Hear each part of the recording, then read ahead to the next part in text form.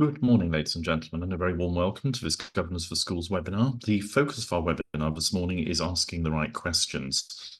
A couple of housekeeping points, if I may, just before we start off.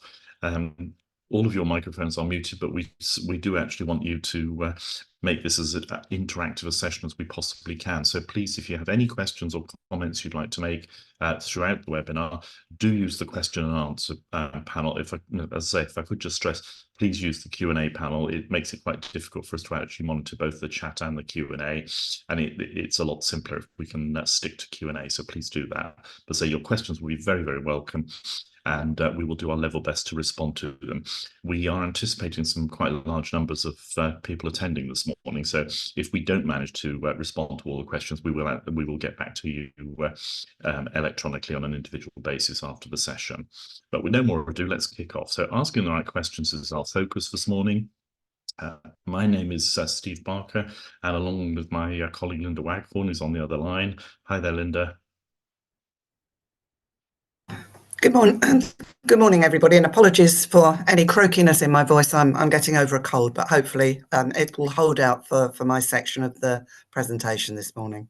Splendid. Thanks, Linda. Linda and I are both here from Better Governor, and we're delighted as ever to partner with our colleagues at Governors for Schools. At that point, I'm going to actually hand over to Linda, and say both of us have had coughs and colds, so we will try not to snivel and croak our way through, but we're here to back each other up if we need to. But Linda, with no more ado, over to you. Thanks very much, Steve. So what we're going to explore in this session this morning is to think about how, when we ask questions, it relates to one of our core functions as a member of our governing board. So first of all, we'll clarify what those expectations are, where it fits in that role of duties that we as individual members of the board have. And then we're going to reflect on why questions are such an important and a very key element of that accountability role.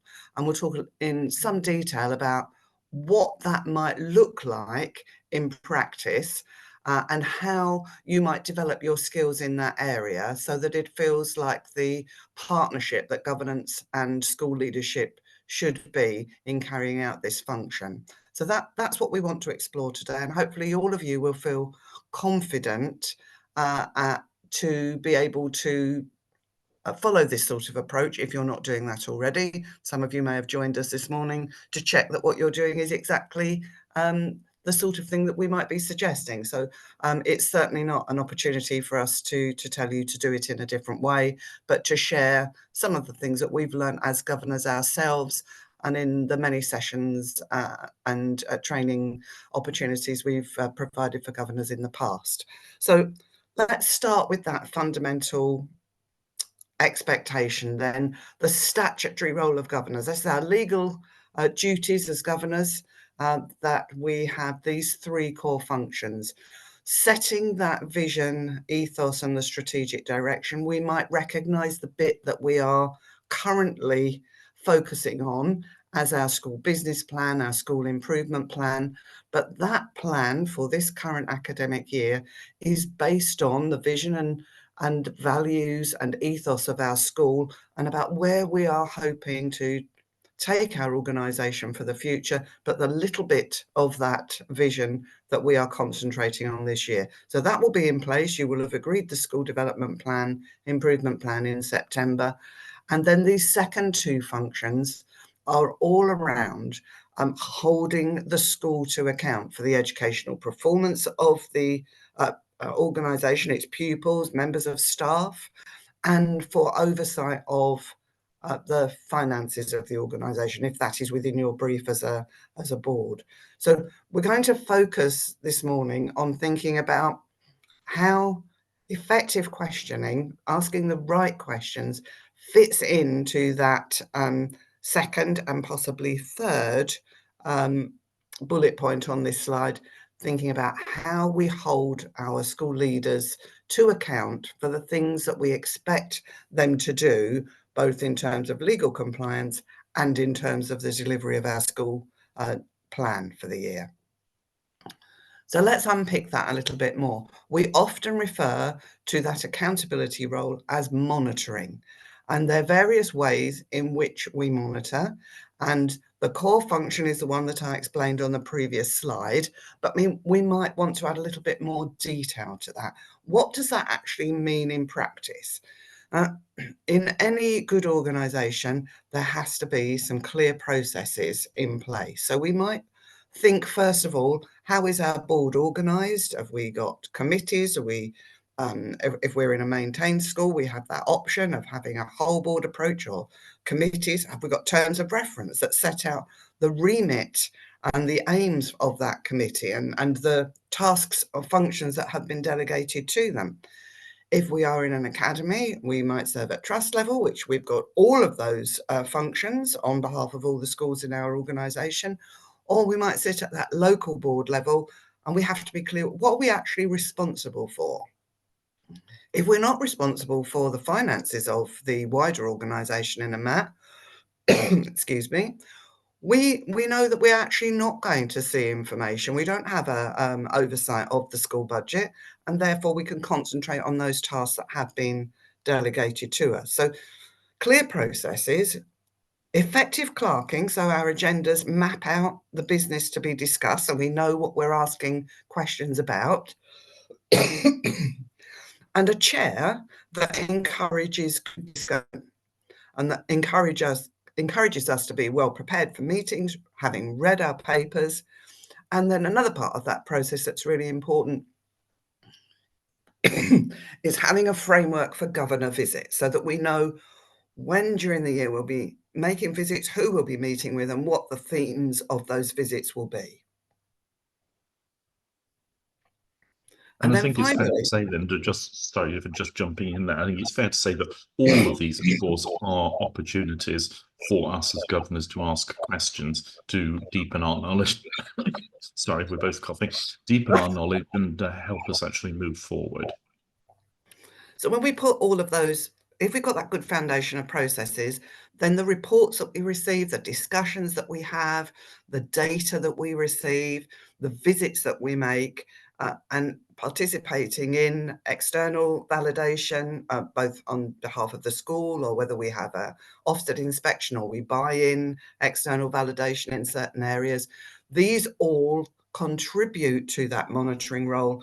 And as Steve says, these provide rich opportunities to ask questions and therefore build our knowledge so that we understand and can fully contribute to governance as a whole.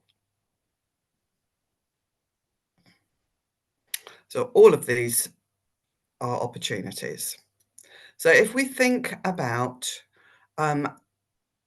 why asking good questions and being effective in asking questions matters, this is predicated back to some of the expectations that the Department for Education has placed upon us in supporting our role. So the competency framework for governance outlines a number of personal attributes, which are displayed on this screen, and you may well have seen before, often part of governor induction. But I want to think about questioning in particular, and thinking about the things that help us individually as governors to be well prepared to engage in discussions. And discussions often are based upon individual questions, which then build knowledge and support others' learning as well as our own learning. So we're thinking about being committed, and that's about our own personal responsibility. Are we reading our papers? Are we well prepared for the meeting? Do we know when we make a visit, the purpose of our visit? Are we genuinely interested, curious, if you like, in finding out more about that? Are we expanding our knowledge rather than just turning up and being present? Are we thinking about how what we are learning today builds on the knowledge that we have already gained as individual governors? And actually, when we are looking at in terms of pupil learning, we are thinking about some of those things, how our pupils' learning built upon what they previously learned and know. So we should be engaging in the same kind of activities ourselves. And whilst there might be challenging and critical here. This isn't about pointing the finger. It isn't about how can I ask a challenging question? How can I be critical? This is about being objective with deepening that understanding. So it's about being appropriate, but it is also about encouraging and supporting and thinking about creative solutions. You have a leadership role on your board in your own right. You will be leading on something or supporting somebody in some way on your board to be more effective. And in that role, you are a leader, and therefore you can bring to play your creativity in thinking about what you might need to do in order to be more effective as a governor. So that's why questioning matters. Let's look now at how can we describe asking the right questions. So this is all about that deepening that understanding. It's about framing a question so that it informs your understanding, that it informs and builds upon what you already know, and that it probably gives you some thinking space to think, well, if that is happening, then the impact of that, do I understand what that might be? Do I understand where we have come from and where we are going in terms of the expectations, the plan that we have in place? Or if we are holding a school to account for compliance, have I seen sufficient data that allows me to understand fully the difference between where we were at this point and where we are now? So it's about building and deepening understanding.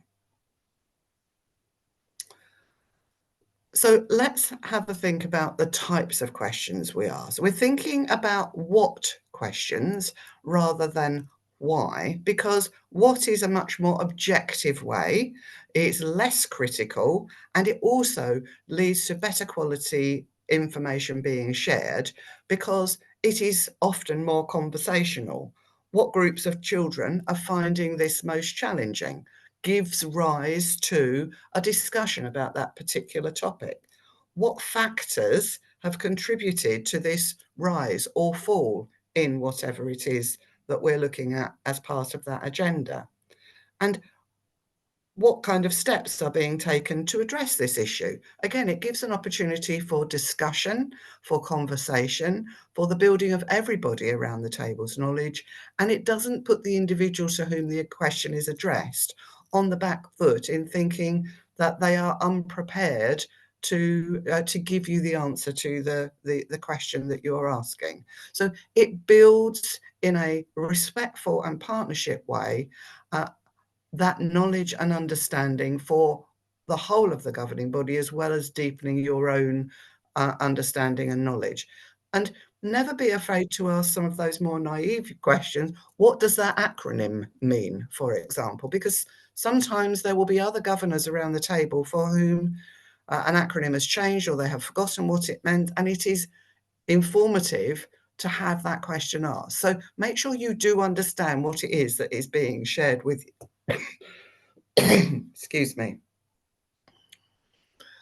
I think it's fair if I just jump in there, Linda. I think it's fair to say that if each of us thinks that, if somebody asks you a why question, typically, why do you say that? Why do you think that? As Linda says, it does put us on the back foot, and it is very much a seeking justification. And deep down inside, an awful lot of us will go on the defensive then. So if somebody asks you a what question, it is that more open-ended, as Linda says, objective approach. It's a tell me more, I want to understand, I want to deepen my knowledge. And indeed, in the couple of examples that Steve's going to share with you in the second half of this session, you'll see how he develops that theme and with some real practical topical information. So we're thinking about the sort of information that you might be provided with that gives you those opportunities to ask good questions. And so you'll recognise many of these pieces of information that come to your board on a regular basis. You'll get a minimum of 3 written head teacher reports a year. you'll get information possibly that is part of a head teacher's report or appendix to head teacher's report from subject leaders or heads of department or other members who have leadership responsibilities in the school, such as health and safety reports. You will get safeguarding lead reports, and they will also link to governor visit reports on each of these topics. And if you have those responsibilities for financial monitoring, you will get that format of the financial monitoring reports that will give you that information in a comparable formula, one meeting to the next. And there may well be lots of other pieces of information that you can think that come to you as a governor. The first thing I'd ask you to think about is going back to the process question I posed earlier on.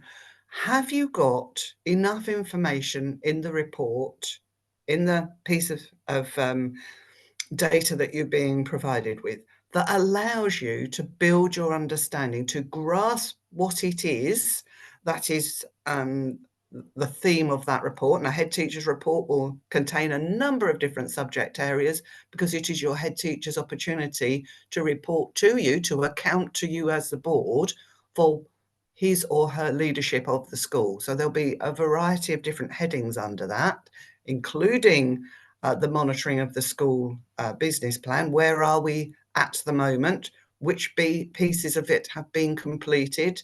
Might be RAG rated, it could be given as a summary commentary. But do you have sufficient information to enable you to fully understand, one, the data that's provided? Is it deep enough? Is it enough for you to know the main themes and topics? Is there enough information there that leads you to start thinking about the kind of questions you might need to ask to deepen your understanding? And one of the things that I learned early on being a governor was to, and I'm old school, I make notes on a hard copy. I'm not suggesting that fits the 2004 agenda, but when you're looking and reading through the papers, and it is really important that you do read the papers that are provided with the agenda, think of the questions that come to mind as you're reading that information. What might you be prompted to ask? You might find, having thought of a question, that later on in that report, you get the answer to that, and that then doesn't become a question that you might want to take forward. And I always like to go into a meeting with my 3 priority questions, my what questions, ready so that I can inject those into the meeting. I am a chair as well, and so I do like to lead by example, but thinking when you're reading through the papers of the kind of questions that are prompted by the information you're digesting is a really good place to start.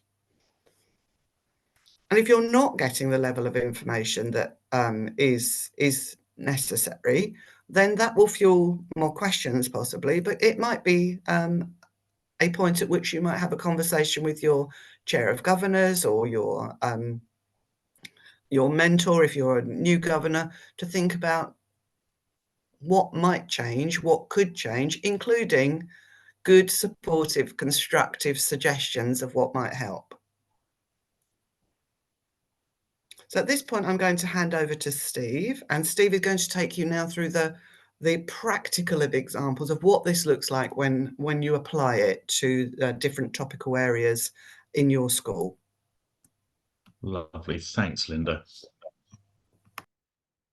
Okay, so what I want to start off with is really a practical example, and I'm sorry, my animation has failed on this slide. I do apologise. I meant to put just that top grey box on initially. So if you focus just on the grey box at this point, what this is intended to show, and again, many of your head teachers, you'll be saying to yourself, well, hang on, my head teacher is going to give me much more information than this. It'll be far more detailed. But suspend that reality for a moment and assume that your head teacher in a head teacher report to a governing body meeting or possibly a committee has given you this bullet point or this very short paragraph on attendance here.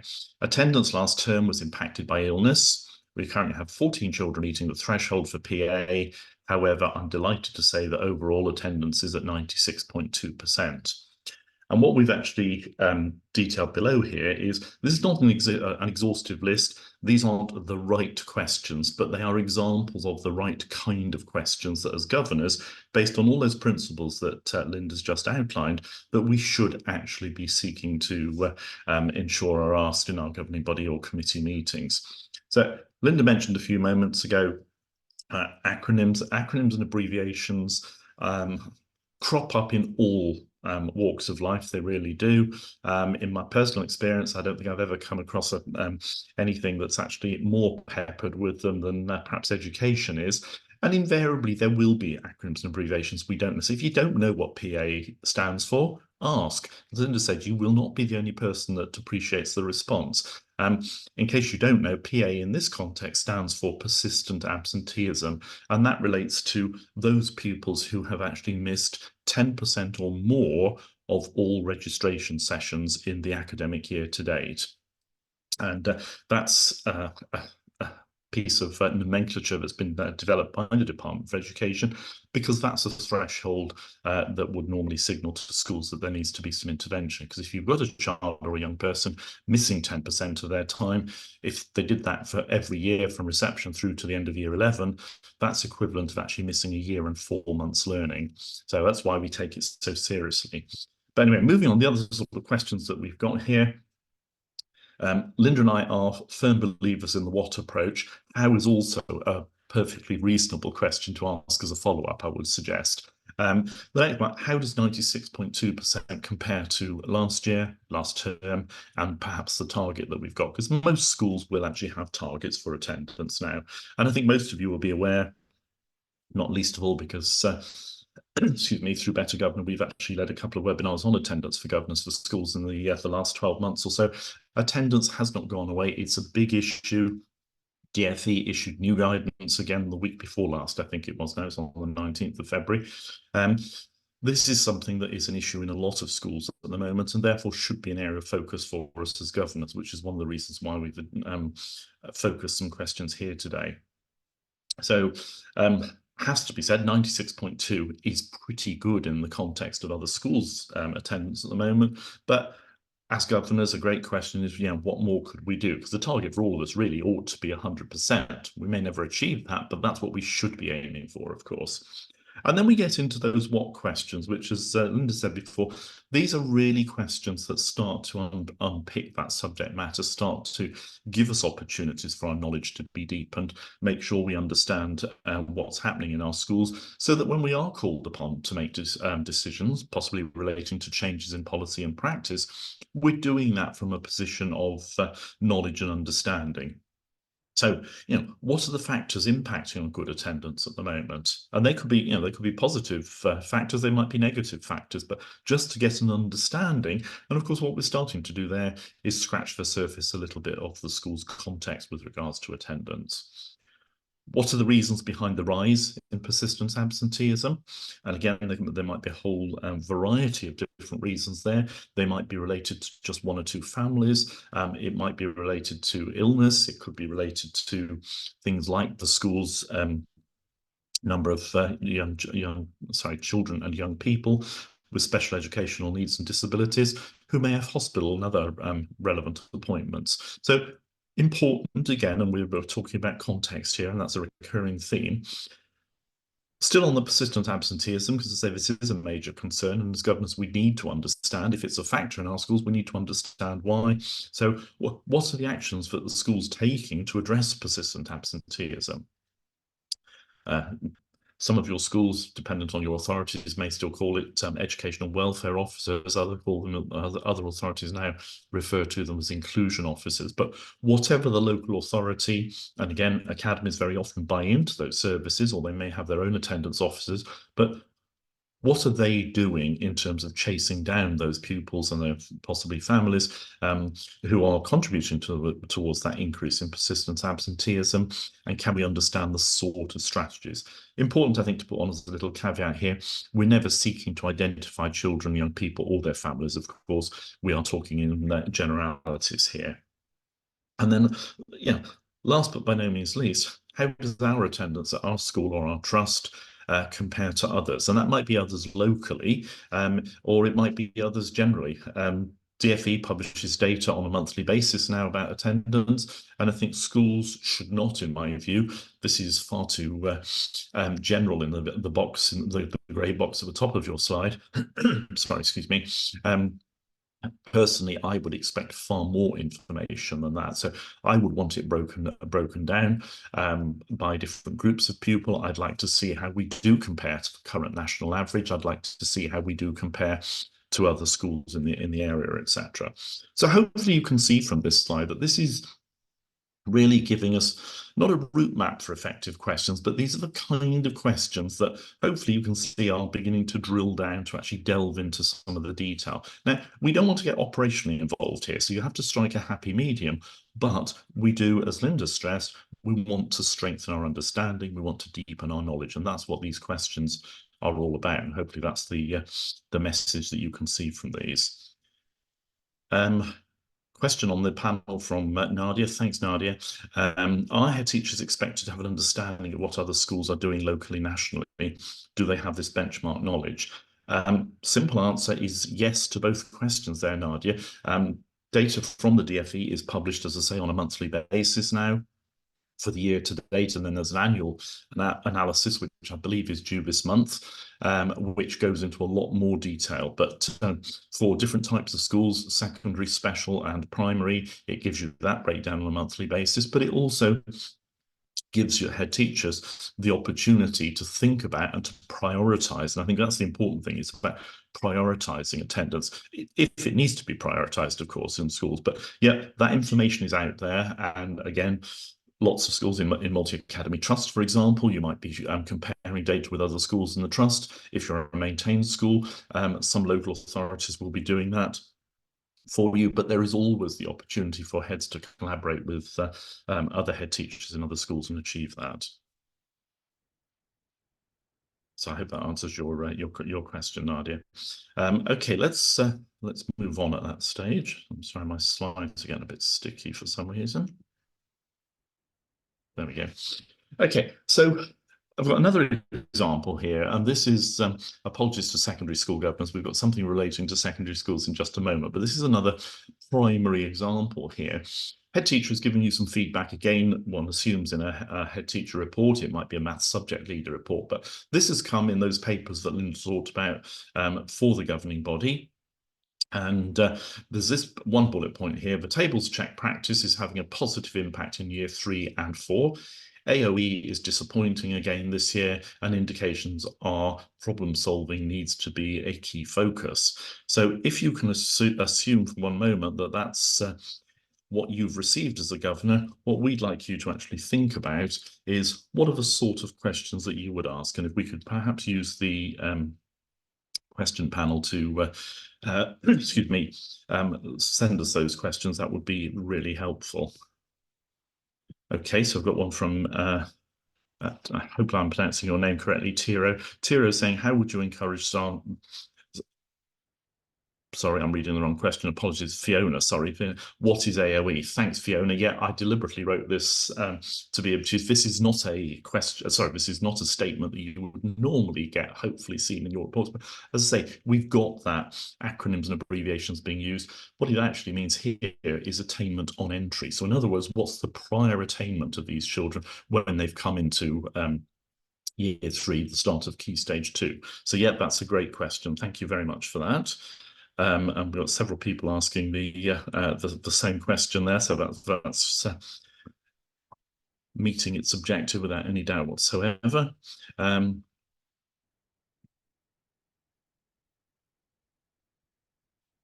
Okay, and Sean is asking what specific actions are in place. Yeah, absolutely. So if we're acknowledging again the idea of this disappointment, then that's actually something that we most definitely should be looking into, and asking the school what it's doing about it is actually the best way of doing that without any doubt whatsoever. So yeah, absolutely, that's really helpful. Thank you. And then, sorry, for some reason my question panel is playing up It's big because time. there's Right. a lot of questions coming in all at the same time, Steve. I think it's quite hard to focus on one before it Right, jumps. okay, fine. I can see we've got a question here from Natalie saying, could you provide some examples of positive impact? That's a great question, absolutely. So I think what we're seeing is the tables check, if you're not aware, is something that was introduced and should have been a little bit earlier, but because the pandemic was actually pushed back to 2022 for the first time. And it's very similar to the phonics check in year one in schools. It's a check just to see where children are in their knowledge of tables at that particular point in time.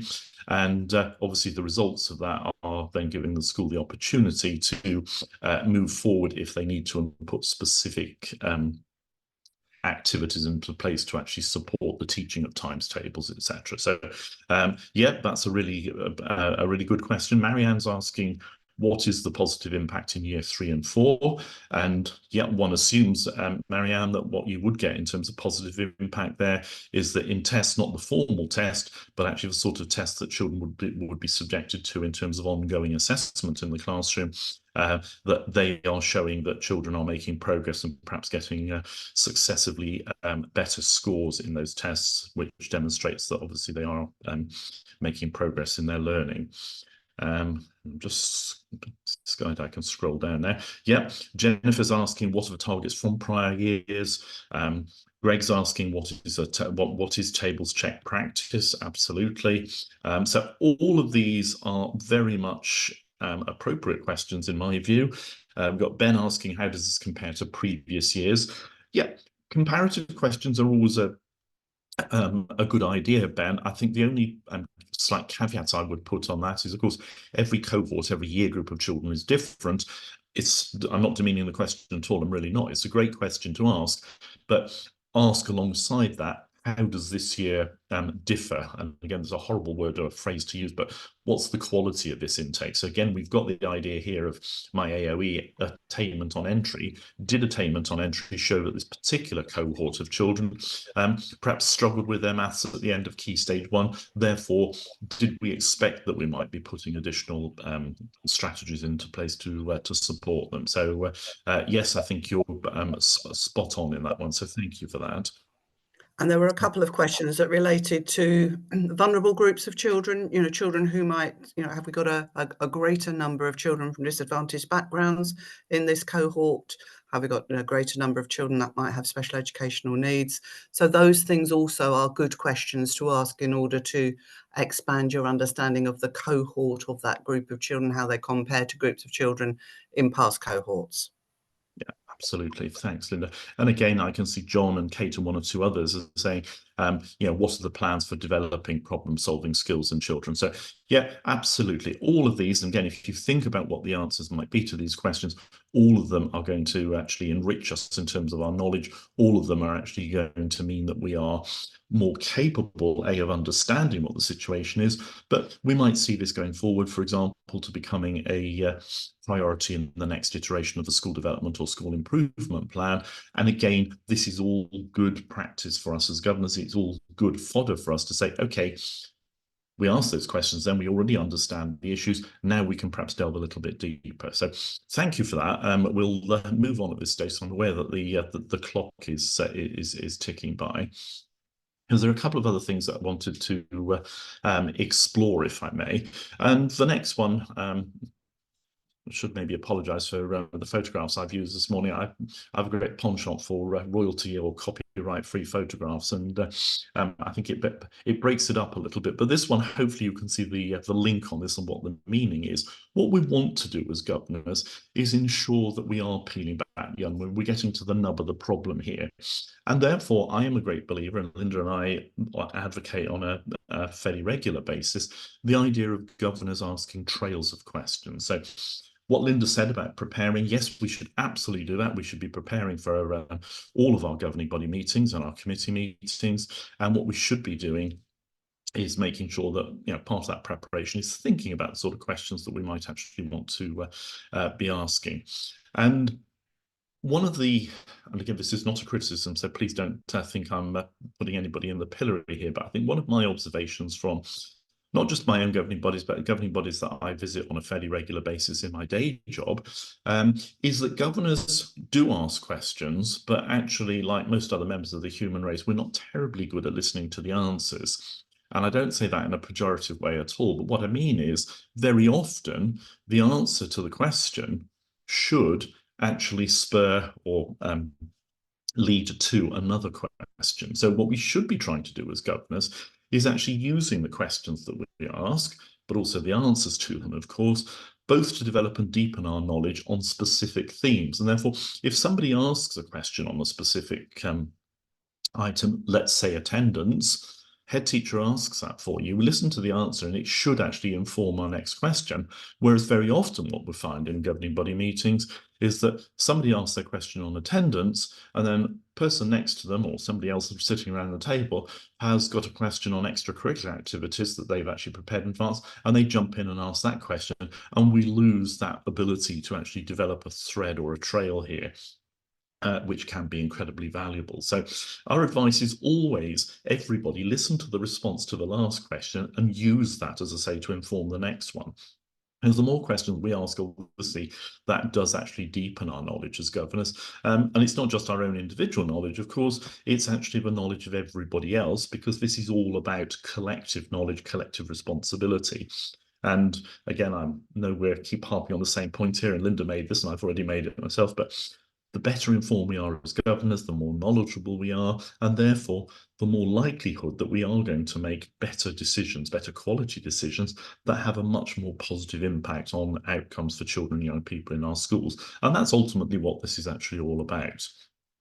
And if we move on, again, I'm still on the same thing, so I've been lazy and used the same photograph here.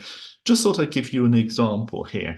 And my animation is working correctly on this slide, which is good. So again, a one-liner from a head teacher report, which might be very alien to the quality of head teacher reports you get in your schools, but as I say, just bear with us if you will. Head teacher reports behavioural incidents, sorry, I can't spell here, so I've got one thing right and one thing wrong, should say incidents, not indents, have increased since January. So head teacher has put that in the report, and what I've actually tried to give you here, now there's a lot of verbiage on the slide, and I apologise, but this is very much as you've seen hopefully on the chat, Governors for Schools will be sending out the slides and this recording will be available. So this is a bit of an aid memoir or something that you can actually refer back to. And again, we're not trying to be pejorative here. We're not saying these are the questions you must ask. This is not an exhaustive list. It's purely an example of how we might develop that habit, and I think habit is it should be a habit that we need to think about as governors, of asking questions which are linked so that we actually build on this theme and actually develop our knowledge on a particular aspect of the school's responsibilities. So I think, we've been told that behavioural incidents actually increased since January.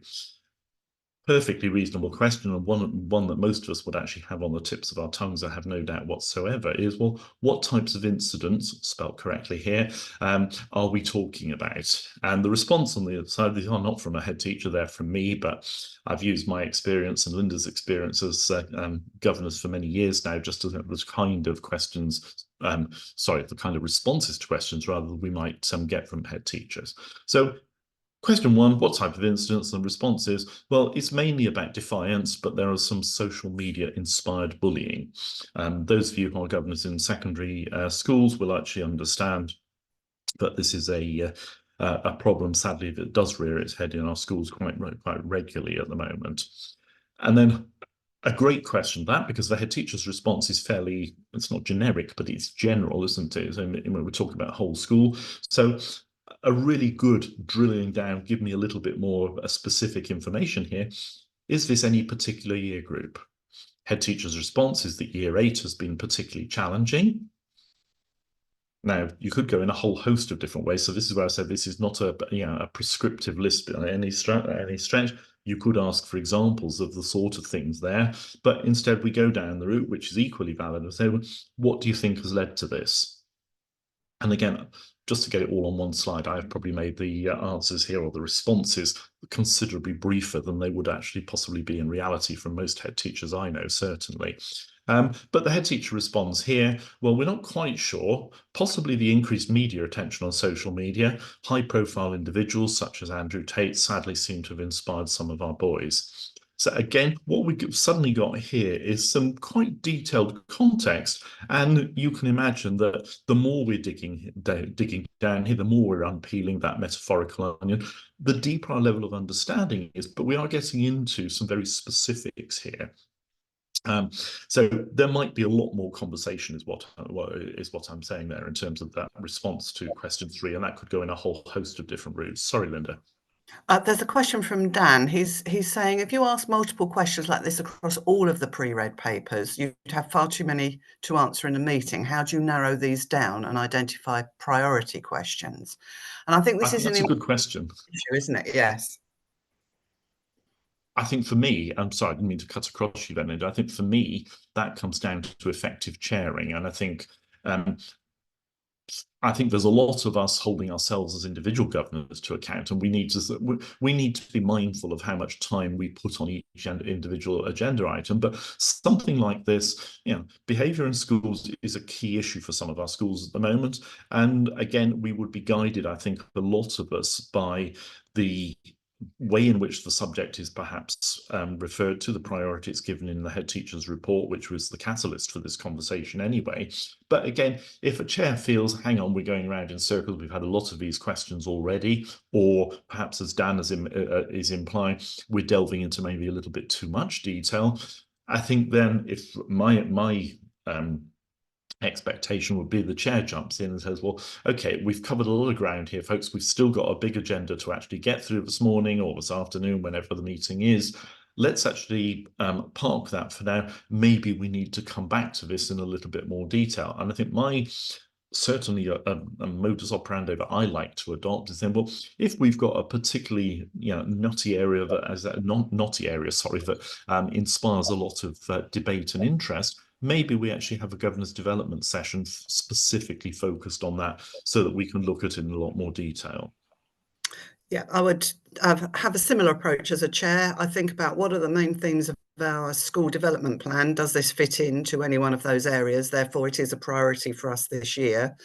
If there is more conversation or in-depth thinking, it might spur a governor visit, or it might even spur a little group of governors that think about this and look at it a little bit more deeply. If indeed behaviour is then linking with attendance and affecting children's learning to an extent that they may not achieve as well as we might have hoped. So I think there are various ways of doing that, but you do have to get to a point where you are concentrating on the most important things for you. Absolutely. And then, of course, the great question that governors should always be asking is the so what question. Please don't just say so what. That sounds horribly rude, and I don't mean it in that way. But so what is the school doing? So what has the school already done? So question number 4: what has the school done in response? So the school's seen a bit of a spike in behavioural incidents. And it is a perfectly reasonable, I would say an excellent question for governors to ask. So the response you get from the head teacher here is, well, we've held assemblies for each of year groups, we are resharing our expectations, and we're focusing on what we assume would be the school's values of kindness, consideration, and thinking about others. So again, nice response there from the head teacher, and that might reassure us as governors. But then a great question. Obviously, we've seen in the first 3 questions a bit of a deeper understanding of the issue. We've then asked what the school's done, and then the great question at the end, another so what one. So what difference has it made? In this case, the question is, has this led to a reduction? And response, you can see that. I won't insult your intelligence by reading that out. But hopefully you can see from this approach that what we are doing is covering, albeit with, sorry, I'm terrible at names. I think it was Dan's question in mind. We are covering some quite detailed area here, which is edifying us as governors and making us better prepared. Because let's say, well, maybe we're going to revisit our management of behaviour policy as a consequence of this. you would need a level of debate about that, why the changes have been made. Well, actually, by taking this approach, what we've already done is a lot of the groundwork that actually feeds into and fuels that debate coming up in the future. So hopefully you can see that there is some value in this.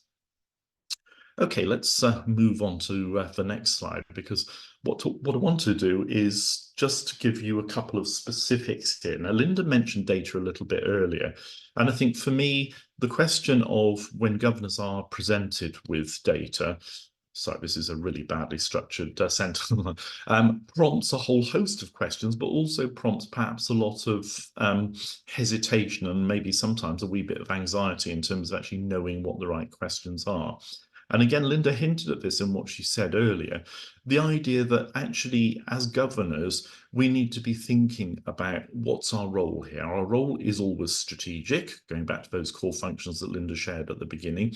So we have to think about, is our approach to data, and I'm thinking specifically about pupil performance data here, but of course it could be other data as well, but does that approach to data in terms of our questioning as governors, does it still operate in that strategic domain, or are we tending as governors to be taking perhaps more of a splattergun approach, asking a whole host of questions, which perhaps is not focusing on what the strategic issues are? And for me, one thing that I've over the years developed as a piece of advice that I give to head teachers, certainly to governors, but actually to clerks as well, in terms of the way in which they minute these meetings, is thinking about and contemplating what are the key questions here. So primarily this is aimed at the school, be it the head teacher or whoever is leading on data in the school. And if you're in a secondary school environment, you're more likely to have a specific person that is leading on assessment and data, etc.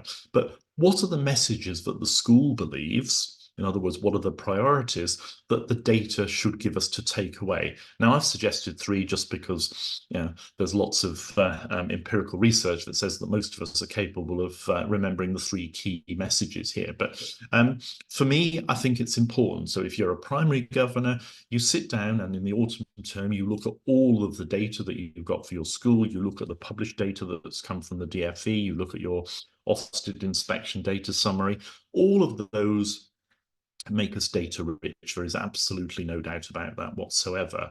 But are we going down, not a blind alley, but are we going down a little bit of a rabbit hole here that means that we're missing an opportunity to focus on what we really should be focusing on? So, as I said, I say to clerks, ask the head teacher before the meeting, what are the 3 key messages you want governors to take away? And I think as a good chair, again, I would be having that conversation as a bit of a sidebar before the meeting with the head teacher.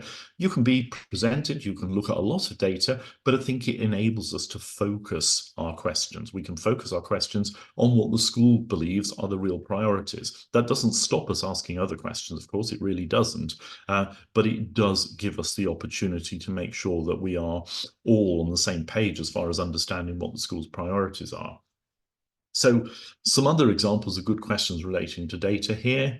And again, you'll see there's a predominance of what questions for very obvious reasons here. What were the reasons for the results falling short of predictions? And again, most of us now should be in a situation where we are looking at predictions as part of our ongoing monitoring of assessment and assessment outcomes in our schools, not just as an annual event, but as an ongoing event through the year. So we're in the second part of the spring term now, so lots of schools would be in a position where they've got the results of what they call Spring 2 assessments. Very often they'll be presented to governors, and that actually forms a strong prediction, a strong indicator of where we perhaps should be or where we should be looking to be rather, as a consequence of those end of academic year results, be they SATs results, GCSEs, or perhaps individual year groups end of academic year assessments. And we should be monitoring that. We should be monitoring how close we come in against predictions. Not that we're necessarily sort of going to penalize anybody for that. Well, that's absolutely not what we're doing, but it is actually about saying, do we have an accurate enough understanding of where we are? And I'm not suggesting we hold our schools to account just for 1 decimal point away, etc. But if we actually thought we were going to come in, let's say at GCSEs at 75%, achieving a level 5 or above in English and maths, and we come in at 62, that's a big gap. Steve, just just to raise a question that's been asked by 2 or 3 panel members so far, and that is about governors sending in questions to the head teacher prior to the meeting. And you and I had a conversation about this yesterday, We did indeed. and we were in agreement. So I think I should just go straight ahead and chip in with this. With meetings, the opportunity here is about encouraging everybody to deepen their understanding. Absolutely understand why sending questions in advance to the head teacher or another leader in school might be very useful to allow thinking and preparation time to respond to that question. However, that question should be posed in the meeting in live time so that others can carry on with the questioning in the peeling the onion back way that Steve has described, but also that everybody has the benefit of deepening their own individual knowledge. So meetings should be contained within the information should all be contained within the meeting, but sending those questions in advance does help with preparation. They shouldn't be answered online in between to those individuals that have answered the questions, but aiding that preparation is a really good idea. Yeah, thanks, Linda. And as Linda says, we talked about this, and we're of one mind on that one. This is about open and frank discussion, and nothing more than that. And there's another interesting question from Sylvia on the panel. Thank you, Sylvia. And Sylvia's saying, could you give us an example of where your what question fails to elicit enough information, or where you're concerned about the response? I think that's a good question, and I think really this idea of question trails actually feeds right into that. So, you know, I'm not suggesting we're accusing anybody of giving us an untruth, but if we don't feel that the response from the head teacher is sufficient or gives us sufficient depth, it's perfectly acceptable to ask an additional question. I think it also links to the comment that Linda just made. In as much as, you know, none of our questions here, and I think it's a really important point to make, we're not trying to actually catch anybody out, we're not trying to trip anybody up.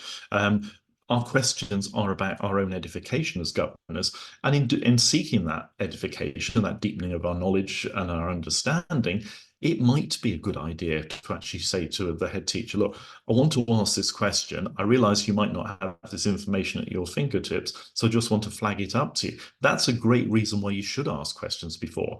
We don't want them answered in private, of course we don't. But then the head teacher has a chance to actually perhaps gather a little bit more data and actually bring that to the governing body meeting or the committee meeting that we're talking about.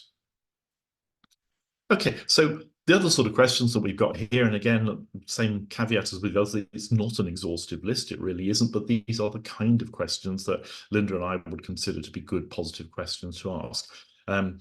What changes in terms of the curriculum or interventions will be put in place next year?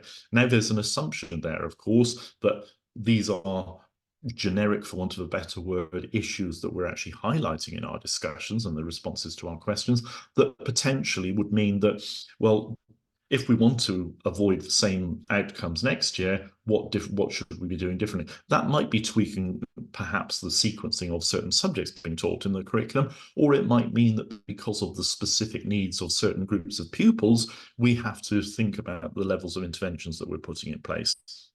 So again, in exactly the same way as the response I gave to that question earlier on, we'd need to couple that with an understanding of the context of our schools. And that links into the next bullet point, of course, knowing that context. How have those different groups of pupils represented in our context? How have they performed? Because the assumption here is that we're looking at top line data. Sometimes we need to drill down. Again, we don't want to go into the minutiae of detail, but if we know that special educational needs has taken a real spike this year and accounted for 30–35% of the cohort, we absolutely should be looking at the performance of special needs as a group of pupils. Similarly with disadvantaged pupils, those entitled to pupil premium, etc. And then that classic question at the bottom there can be applied in any number of different situations. You know, what more could we do? What more should we do? Oops, sorry, what's happened to my screen?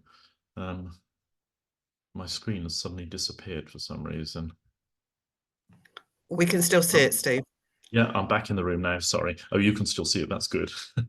Something that you shouldn't see just popped up on my screen. So apologies. Moment of panic averted. Okay, and again, I'm mindful of time here. So that this slide, we've really only included, again, as a little bit of an aid memoir, a reference. I have to say this isn't something I put together specifically for today. It's something I did for a governor training session I did a few weeks ago, specifically on governor visits. And I'd been asked in advance, what are the sort of questions governors should be asking on visits to school? And Linda highlighted that on that list of opportunities where questions could be asked and where it would be good to ask questions. And of course, if we're making visits, then there are opportunities for different people, depending on the structure of the visit, etc., how we might ask those. So all I've given you here is green column on the left-hand side, questions you might want to ask a subject lead, or of course, if you're in a secondary school, they're more likely to be called a head of department or a head of faculty. If you're in an individual classroom, that middle column with the blue header, questions you might want to ask a teacher. And then we should never miss out on the opportunity. Linda and I would always advocate that we should try and talk to pupils, to students in our schools whenever we can. And again, you've got some questions there. Again, nothing definitive about these. These are just examples of what we believe are the kind of questions that fall under that good banner that we could ask in our schools when we're actually making visits as governors. But of course, the caveat here is only at appropriate times. I'm sorry, I'm not trying to teach anyone to suck eggs by saying this, but again, something to stress to fellow governors as well. When we're visiting, the last thing we want to do is disrupt learning.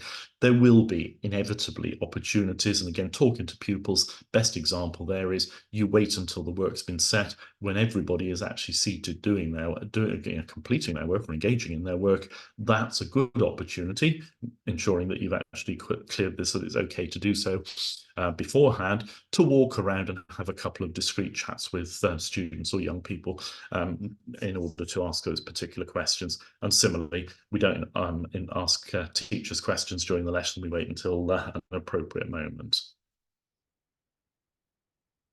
And that brings us to the end of what Linda and I wanted to say this morning, because we did anticipate that we would actually get quite a few questions. And I think we've still got a few on the panel at the moment, have we, Linda?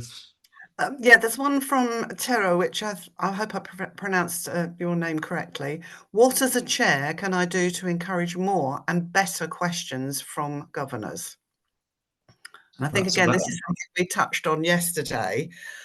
I think as a chair, when I was faced with a very new board, I did, with my clerk, look at how we could make the agenda more specific, so that new governors knew exactly what we were going to be doing under each agenda item. So I did suggest governors might want to think about questions against this, and I gave them, some a little bit more of a mapped out approach in the agenda.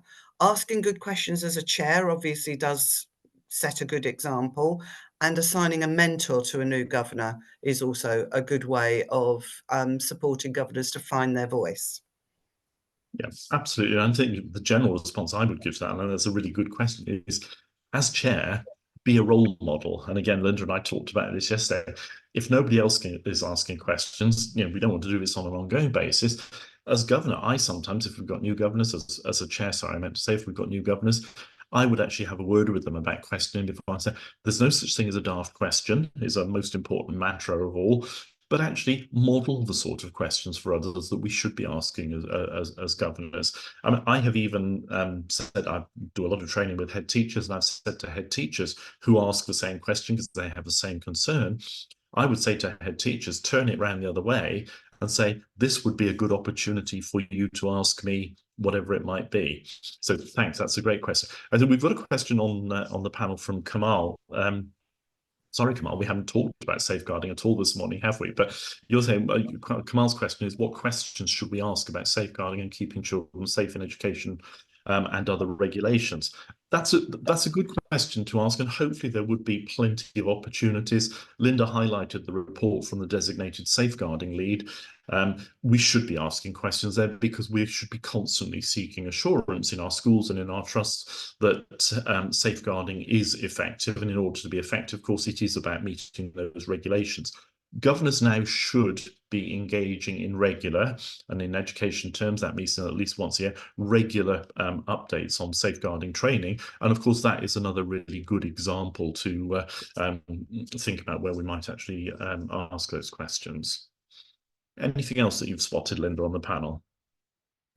No, but there is one that came up earlier that I just want to feed in after you responded about governors finding their voice and asking questions. And that is a new governor, and I can't remember the person's name, so apologies for that, who asked, that they might ask something as a new governor that other governors already knew or had been covered in previous meetings. And they hoped they would be treated courteously in asking that question. And I think that's something to take into consideration. It is quite hard to ask your first question as a new governor. So if we are all supportive of those questions and helping governors along, there is no such thing as a silly question. If you ask an acronym, somebody else will have forgotten what it meant. So, please do support new governors to do that. Indeed. And it is 9 o'clock now. I know that we've still got a few questions on the panel we haven't managed to answer. We will go through all of those afters and we'll get back to you directly with some responses. But just to say, we've had a large number of people on the call this morning, and there've been a wealth of questions, and we thank you. It makes it very lonely from Linda's and my perspective if you don't ask us questions. So genuinely, thank you very much for that. All that remains really for us to say is that we've given you the reference there for the DfE handbook, governance handbook that is, and the competency framework, which is what we quoted from this morning. But really just to say thank you very much for joining us this morning. Please join us again for more sessions that as Better Governor Linda and I will be hosting for Governors for Schools next term. And of course, there are plenty more Governors for Schools sessions coming up as well. And last but by no means least, the sun is just peeking out from behind the clouds where I am. So I hope it's going to be a nice day. We are. Enjoy the remainder of your day, whatever you're doing. Thank you very much indeed, ladies and gentlemen. Look forward to seeing you again soon. Bye-bye. Thank you. Goodbye.